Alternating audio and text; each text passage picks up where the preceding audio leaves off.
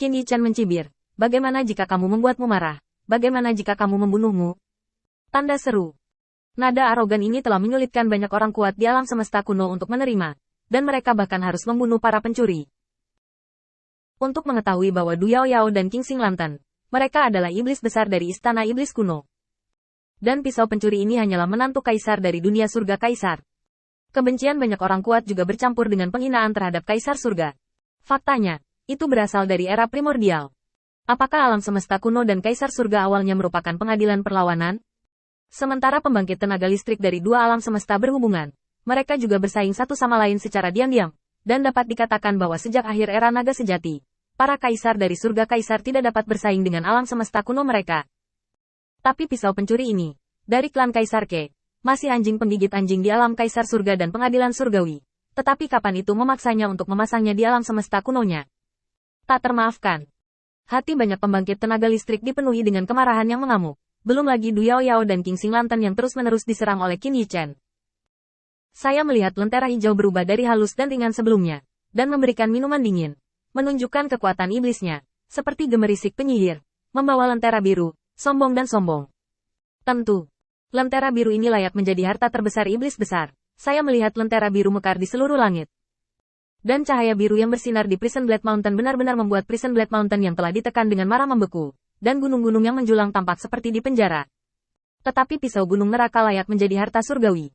Gunung pedang terus-menerus bergetar, dan kekuatan pedang itu keras, dan cahaya biru terus-menerus padam. Tanda seru. Booming. Gunung pedang penjara bergetar, dan cahaya pedang mengejutkan dunia, dan pukulan King Xinglan dapat menekan harta surgawi. Meskipun kekuatan iblis sangat kuat, itu menarik kekaguman banyak orang kuat, tetapi itu jelas juga banyak ruginya. Tapi segera, saya melihat lentera hijau dan drum perkasa iblis. Dia benar-benar menggantung lentera biru di depan hatinya. Kemudian dia agung dan bangga dengan iblisnya, dan menuangkan iblisnya yang perkasa ke dalam lentera biru. Seolah-olah dia self-incorporated. Buatlah sumbu. Cahaya biru, ekstra jiwa. Pada saat itu, lampu biru itu seperti lampu ajaib, dan cahaya biru itu ganas dan ganas. Pada saat itu, lampu biru di depannya mekar dengan hebat, berubah menjadi pusaran langit. Dan pusaran itu seperti pusaran air. Tirai dunia bawah biru. Pusaran mengerikan menjadi semakin megah, cukup untuk menelan bintang-bintang, membuat kulit banyak orang kuat tiba-tiba berubah. Secara bertahap, pusaran biru berubah menjadi seperti matahari biru. Tetapi matahari biru tidak semegah biru. Langit dan matahari putih, tetapi dingin dan dingin, seperti hantu. Di bawah matahari, itu membuat hatimu bergetar.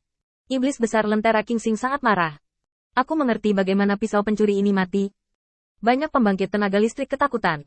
Mereka masih tahu bahwa lampu biru dari Great Demon of the Green Running Lantern dapat mengekstradisi jiwa-jiwa yang mati, diterangi oleh lampu biru, dan kembali ke kehidupan dan kematian. Dan ekstradisi cahaya biru jiwa sebenarnya adalah sarana untuk mengekstradisi hantu. Tetapi itu sangat mengerikan. Hantu itu bukan makhluk Gaoyu. Lentera biru adalah harta karun dan pembunuh. Saya melihat matahari biru bersinar terang, dunia pingsan, dan kekuatan iblis dari lentera biru sangat ganas. Setelah lentera biru berlalu, Dao Wei tampak sangat mendominasi. Cahaya hijau datang dari belakang Qin Yichen, seperti pisau dingin menusuk tulang belakang, yang membuat Putri Wenqing tiba-tiba terkejut dan khawatir, karena dia sepertinya melihat bayangan pisau muncul di belakang kayu, sepertinya dipaksakan. Menarik jiwanya keluar dan melahapnya. Putri Wenqing telah mengalami perasaan seperti ini sejak lama di kota Wuxin, dan itu hanyalah kekuatan dari formasi pembunuhan Kaisar Realm. Tentu saja, Emperor Realm Killing Arai mungkin tidak kehilangan lentera biru ini. Tetapi jangan lupa, pada saat ini, kekuatan lentera biru ini berubah menjadi dinginnya matahari biru. Semua bersandar pada kayu. Putri Wenqing tidak ragu bahwa bahkan jika cahaya biru menerangi, bahkan jika itu menyapu bintang, itu dapat menyedot semua jiwa dari banyak makhluk di atas bintang-bintang dan menjadi tempat yang mati. Prestise agung seperti itu jatuh pada seseorang dari kayu. Kengerian seperti itu bisa dibayangkan. Orang-orang kuat dari alam semesta kuno sangat gembira dan bersemangat. Meskipun pisau pencuri ini adalah dewa dan jiwa dan roh bawaan, itu juga bisa dihisap. Bagaimanapun, tidak peduli seberapa beruntungnya dia masih seorang kaisar. Seberapa kuat kaisar? Seberapa tirani jiwanya? Jiwa dihancurkan oleh cahaya biru.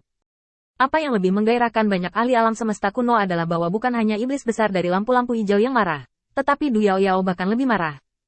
Tusukan. Du Yao Yao menggertakkan giginya, dan bahkan sulit untuk menjaga kecantikan, ketenangan, dan kecantikan gadis itu, seolah-olah sifat iblisnya terungkap. Meskipun kekuatan iblisnya tidak memiliki lampu hijau untuk menyebabkan cahaya biru berubah menjadi matahari biru, itu sama mengerikannya dengan langit yang bersinar melintasi hantu. Dan itu adalah gerakan pembunuh yang nyata. Seringkali tidak menunjukkan gunung tanpa embun. Ledakan. Tanda seru. Saya melihat ekor kalajengking Du Yao Yao tergantung di belakangnya. Menusuknya dengan keras. Kecepatan ini sangat menakutkan. Dapat menembus kehampaan. Menyebabkan lubang hitam meledak. Dan ruang hancur. Kebencian Du Yao Yao sudah mencapai puncaknya. Bukankah pisau pencuri ini barusan bangga? Bisakah dia menggertaknya dalam jarak sedekat itu? Pukulan ini. Lihat bagaimana pisau pencuri ini bersembunyi. Duri kalajengking itu dingin dan tajam. Bahkan berwarna coklat tua. Seperti monster kuno. Dengan tubuh beracun yang kental di ekornya. Pukulan ini membuat Du Yao Yao percaya diri. Dan bahkan bila Wukong tidak dapat melawannya. Dua monster besar berada dalam masalah bersama. Dan suasana yang awalnya diserang oleh keganasan Qin Yichen menjadi sangat berbahaya dalam sekejap. Banyak pembangkit tenaga listrik sangat bersemangat, dan dua monster besar meledakkan gerakan pembunuh mereka pada saat yang sama. Dan pisau pencuri ini cukup mati untuk memiliki wajah. Belum lagi banyak pembangkit tenaga listrik, bahkan penguasa neraka, yang bersembunyi di langit berbintang yang gelap, sangat bersemangat saat melihatnya. Jurus pamungkas King Xingdeng mungkin bisa melawan, tapi serangan Du Yao Yao pasti akan mati. Tidak mungkin untuk menghindarinya. Mampu dianggap oleh Du Yao Yao sebagai kartu truf, seolah-olah tidak ada gunanya memindahkan waktu dan ruang, atau memutar tubuh Tao dengan metode tubuh. Bahkan Du Yao Yao telah membudidayakan semacam Dao of Poison, dan kematian Poison. Jadi pukulan ini tampaknya hanya pukulan keras tiba-tiba dari Scorpion Tail, tetapi sebenarnya itu mengandung kekuatan jalan beracun, kekuatan iblis dan kegilaan, dan kematiannya. Pada saat itu, saya melihat bahwa waktu dan ruang mengalir di sekitar Qin Yichen sangat lambat sehingga dia bahkan punya waktu untuk mendengar ejekan dan ejekan di sekelilingnya dengan jelas. Itu karena dia mendistorsi waktu dan ruang dan memperlambat kecepatan Du Yao Yao. Tetapi kecepatannya menakutkan, dan kontras antara aliran waktu dan ruang memungkinkan dia untuk mengambil keuntungan dari pertempuran jarak dekat. Namun, pada saat ini, saya melihat bahwa ekor kalajengking coklat gelap lewat, hampir ekstrim, seolah-olah langsung menembus segel waktu dan ruangnya, dan cahaya biru di belakangnya membuat punggungnya dingin. Ini hampir merupakan situasi fana untuk diserang oleh musuh di perut dan punggung.